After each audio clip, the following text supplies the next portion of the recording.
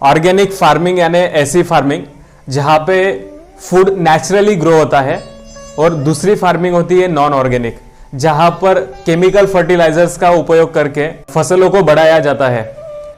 पूर्ण विश्व में बढ़ती हुई जनसंख्या एक गंभीर समस्या है। बढ़ती हुई जनसंख्या के साथ भोजन की आपूर्ति के लिए मानव द्वारा खाद्य उत्पादन की होड़ में अधिक से अधिक उत्पादन प्राप्त करने के लिए तरह तरह की रासायनिक खाद, जहरीले कीटनाशकों का उपयोग प्रकृति के जैविक और अजैविक पदार्थों के आदान प्रदान के चक्र को प्रभावित करता है, जिसके कारण भूमि की उर्वरा शक्ति खराब हो जाती है। साथ ही वातावरण प्रदूषित होता है तथा मनुष्य के स्वास्थ्य में गिरावट आती है। प्राचीन काल में स्वास्थ्य के अनुकूल तथा प्राकृतिक वातावरण के अनुरूप खेती की जाती थी, जिससे जैविक और अजैविक पदार्थों के बीच आदान प्रदान का चक्र निरंतर चलता रहता था, जिसके फलस्वरूप जल, भूमि, वायु तथा वातावरण प्रदूषित नहीं होता था।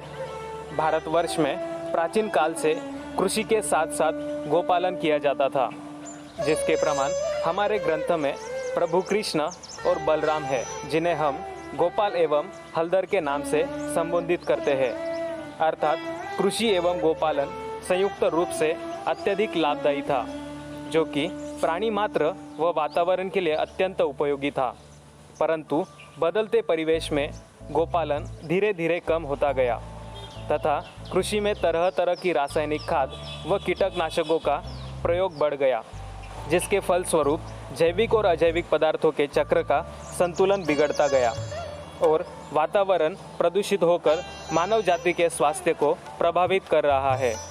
अब हम रासायनिक खाद, जहरीले कीटनाशकों के स्थान पर जैविक खाद एवं दवाइयों का उपयोग कर अधिक से अधिक उत्पादन प्राप्त कर सकते हैं, जिससे भूमि, जल एवं वातावरण शुद्ध रहेगा और मनुष्य एवं प्रत्येक जीवधारी स्वस्थ रहेंगे। भारतवर्ष में ग्रामीण अर्थव्यवस्था का मुख्य आधार कृषि है और कृषकों की मुख्य आय का साधन खेती है। हरित क्रांति के समय से बढ़ती हुई जनसंख्या को देखते हुए एवं आय की दृष्टि से उत्पादन बढ़ाना आवश्यक था।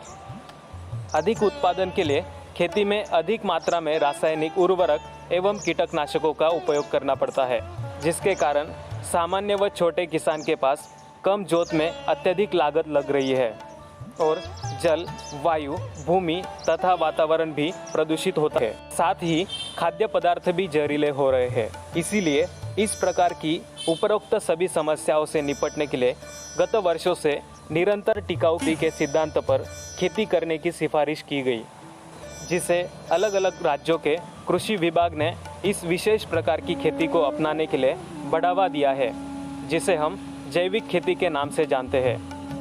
भारत सरकार भी इस खेती को अपनाने के लिए प्रचार प्रसार कर रही है।